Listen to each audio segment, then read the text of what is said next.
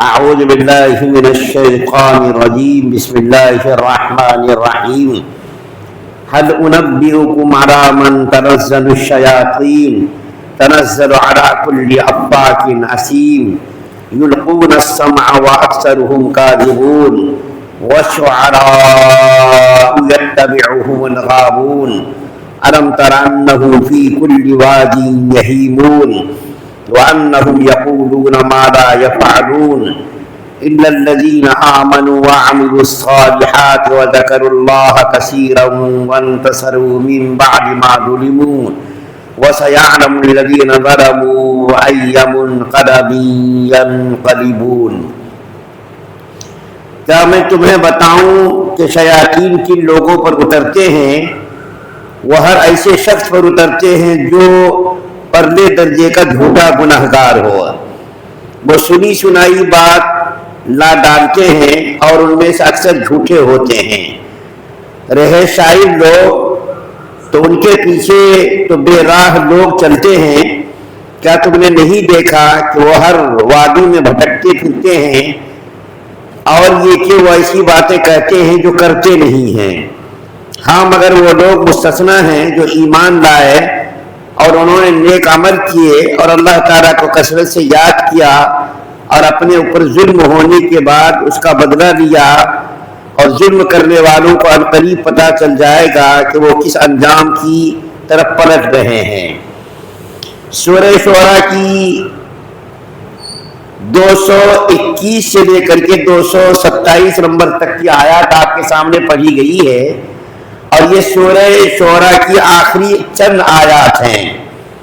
کل آپ کے سامنے بیان کیا گیا تھا کہ نبی کریم صلی اللہ علیہ وسلم کو اللہ تعالیٰ نے 3 سالوں کے بعد یعنی نبوت ملنے کے 3 سال کے بعد اللہ تعالیٰ نے نبی کریم صلی اللہ علیہ وسلم کو حکم دیا کہ آپ کھلم کھلا اپنے رشتہ داروں کو قرابت داروں کو دعوت دیجیے. چنانچہ نبی کریم صلی اللہ علیہ وسلم نے 3 سالوں کے بعد کھلم کھلا دعوت دی. اس وقت جو آپ کے سامنے آیت پڑھی گئی ہے سب سے پہلی آیت کریمہ اللہ تعالیٰ فرماتے ہیں ان کفار اور مشرکین کے جواب میں جو یہ کہتے تھے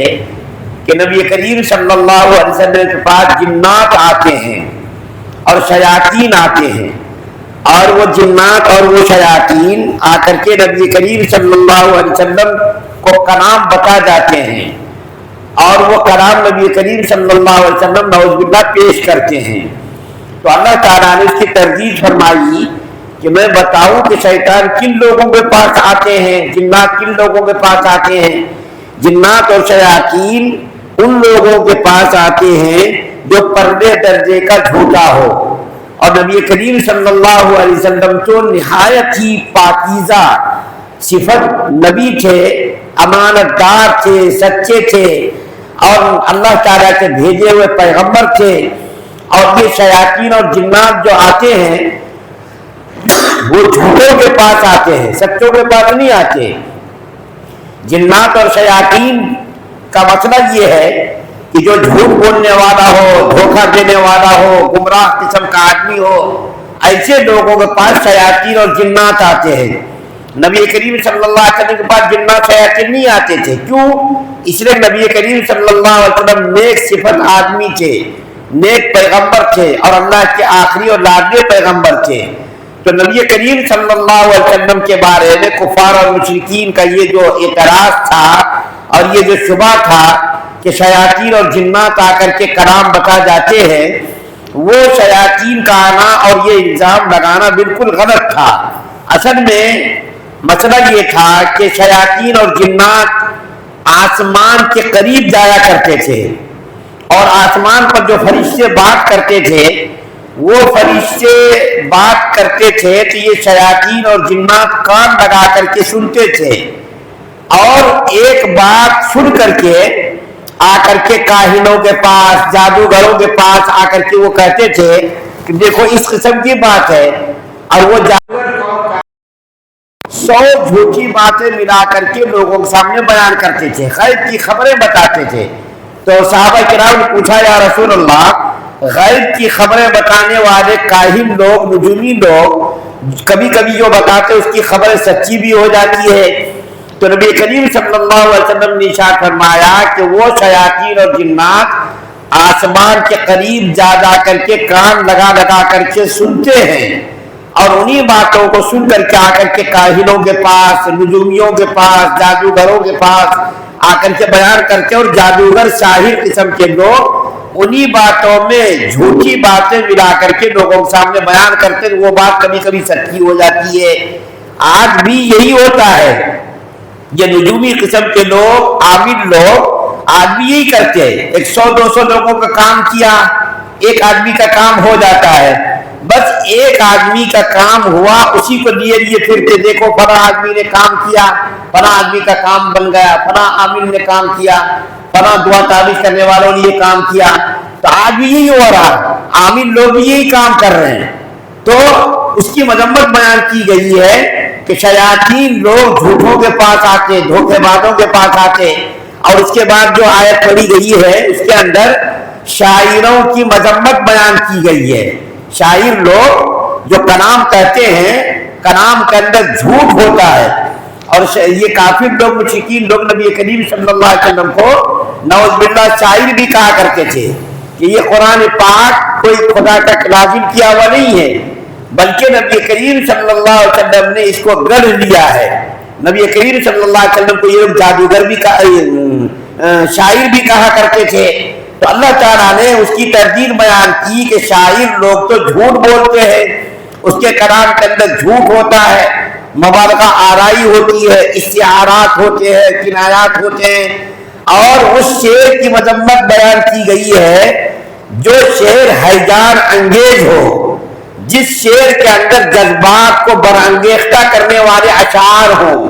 جھوٹ ہو، ہجو ہو، اس کے اندر تکذیب بیان کی گئی ہو، کسی کی مذمت بیان کی گئی ہو، ایسے اشعار کی مذمت بیان کی گئی ہے جو یاد الہی سے غافل کرنے والا کلام ہو، اور کسی کی تکذیب کی گئی ہو، کسی کی ہجو کی گئی ہو، کسی کی برائی کی گئی ہو، کسی کی مذمت کی گئی ہو، ایسے اشعار کی مذمت بیان کی جا رہی ہے۔ لیکن ایسے اشعار جو خدا کی تعریف پر مشتمل ہو، نبی کریم صلی اللہ علیہ وسلم کی نعت ہو، نبی کریم صلی اللہ علیہ وسلم کی اس کے اندر تعریف بیان کی گئی ہو اور خدا کی تعریف بیان کی گئی ہو، ایسا کلام حرام نہیں ہے، ایسے کلام کی مذمت بیان نہیں کی جا رہی ہے، بلکہ وہ کلام جس کی مذمت بیان کی جا رہی ہے وہ کلام ہے جو ہیجان انگیز ہو، جھوٹا کلام ہو، مبالغہ آرائی ہو، جیسا کہ آج کل کے شاعروں کا محبوب مسئلہ ہے کہ خیالی تصورات میں محبوباؤں کی تعریف بیان کرتے، کبھی زلفوں کی تعریف کرتے، کبھی ہونٹوں کی تعریف کرتے، کبھی آنکھوں کی تعریف کرتے، کبھی کمر کی تعریف کرتے۔ تو ان قسم کے اشعار جس کے اندر مبالغہ آرائی ہو، تکذیب ہو، مذمت ہو، ہجو ہو، اس قسم کے اشعار کی مذمت بیان کی جا رہی ہے۔ لیکن ایسے اشعار جو یاد الہی پر مشتمل ہو، نبی کریم صلی اللہ علیہ وسلم کی تعریفات پر مشتمل ہو، جس سے اللہ تعالیٰ کی یاد تازہ ہوتی ہو، جیسا کہ علامہ اقبال کے اشعار کو سنیے، حفیظ جالندھری کے اشعار کو سنیے، اور جو ہے دوسرے شعراء ہیں جن کے کلام کے اندر اللہ تعالیٰ کی تعریف اور نبی کریم صلی اللہ علیہ وسلم کی تعریف بیان کی گئی ہو، ایسے اشعار صرف ایسے اشعار کے مذمت بیان نہیں کی جا رہی بلکہ اس کی تو تعریف بیان کی گئی ہے۔ اور نبی کریم صلی اللہ علیہ وسلم کے زمانے میں بھی بعض صحابہ کرام، جب یہ آیت کریمہ نازل ہوئی تو بعض صحابہ کرام روتے ہوئے آئے، جیسے کہ حسان بن ثابت شاعر رسول کا لقب ان کو دیا گیا تھا، اور کعب بن مالک رضی اللہ تعالیٰ عنہ، اور اسی طریقے سے عبداللہ بن رواحہ رضی اللہ تعالیٰ عنہ، یہ بڑے پائے کے شاعر تھے، اور نبی کریم صلی اللہ علیہ وسلم کی تعریف میں انہوں نے بڑے بڑے اشعار کہے ہیں، اور ان کے تاریخی اشعار ہیں۔ تو نبی کریم صلی اللہ علیہ وسلم کی خدمت میں آئے اور آ کر کے رونے لگے کہ یا رسول اللہ، شاعروں کی تو یہاں مذمت بیان کی جا رہی ہے اور ہم لوگ بھی شاعر ہیں۔ تو نبی کریم صلی اللہ علیہ وسلم نے ارشاد فرمایا ان شاعروں کی مذمت بیان کی جا رہی ہے جو جھوٹے شاعر ہوں، جن کا کلام جھوٹا ہو، جس کے اندر مبالغہ آرائی ہو، جس کے اشعار کے اندر ہجو ہو، جیسا کہ کفار لوگ کرتے تھے، نبی کریم صلی اللہ علیہ وسلم کی جو ہے ہجو کرتے تھے، ازواج مطہرات کی شان میں گستاخی کرتے تھے. تو یہ شاعر لوگ حسان بن ثابت رضی اللہ تعالیٰ عنہ کافروں کے جو شاعر لوگ تھے ان کے شعر کا جواب یہ حسان بن ثابت دیتے تھے، اور نبی کریم صلی اللہ علیہ وسلم ان کے لیے کرسی کا انتظام کرتے تھے اور فرماتے تھے حسان تم کافروں کو جواب دو، تمہارے اشعار تیروں سے بھی زیادہ زہریلے ہیں. یعنی کافروں کا جواب اشعار کا جواب اشعار میں دو تم، اور جب تک تم شعر اور کلام کہتے ہو تمہاری تائید اللہ تعالیٰ جبریل علیہ السلام کے ذریعے سے کراتی، یعنی تمہاری مدد. اور اللہ کے رسول صلی اللہ علیہ وسلم نے فرمایا آگے کی آیت پڑھو، جو آخری آیت پڑھی گئی ہے آگے کی آیت پڑھو. اس آیت کے اندر ایسے شاعروں کو اللہ تعالیٰ نے مستثنا قرار دیا ہے، یعنی جو ایمان والا ہو، عمل صالح والا ہو اور اللہ کا ذکر کثیر کرنے والا ہو، ایسے شاعروں کی مذمت بیان نہیں کی گئی ہے.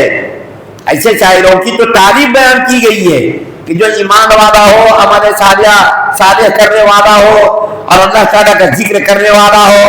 ایسے شاعروں کی تو تعریف بیان کی گئی ہے. لیکن ایسا شاعر جو ایسا منہمک ہو رات دن اسی میں لگا ہوا رہے اور رات دن شعر و شاعری میں لگا رہے اور راتوں کو اس طرح مشاعرے میں شریک ہو کہ صبح کی فجر کی نمازی غائب ہو جائے، ایسے اشعار اور ایسا کلام جو یاد الہی سے آدمی کو غافل کر دے، ایسے اشعار کی مذمت بیان کی گئی ہے. لیکن ایسے شاعر جس نے خدا کی حمد بیان کی، نبی کریم صلی اللہ علیہ وسلم کی تعریف بیان کی اور وہ ایمان لایا، عمل صالح اس نے انجام دیے اور ذکر کثیر کرتا ہو، تو ایسے شاعروں کی تعریف بیان کی گئی ہے. اور نبی کریم صلی اللہ علیہ وسلم حسان بن ثابت کی حوصلہ افزائی کرتے تھے، یہاں تک کہ لوہے کی کرسیاں لا کر کے نبی کریم صلی اللہ علیہ وسلم پیش کرتے تھے کہ تم اس کے اوپر بیٹھو اور بیٹھ کر کے کافروں کا جواب، شاعروں کا شعر کا جواب اشعار کے ذریعے سے تم دو. الحمدللہ سورہ شعراء مکمل ہوئی، اس کے بعد سورہ نمل کا آغاز ہوگا. اللہ تعالیٰ ہم تمام مسلمانوں کو پورے قرآن پاک کو سمجھ کر کے پڑھنے کی توفیق عطا فرمائے اور پوری شریعت مطہرہ پر ہم سب کو عمل کرنے کی توفیق عطا فرمائے. سبحان اللہ بحمدہ، سبحانک اللہم وبحمدک، ونشہد ان لا الہ الا انت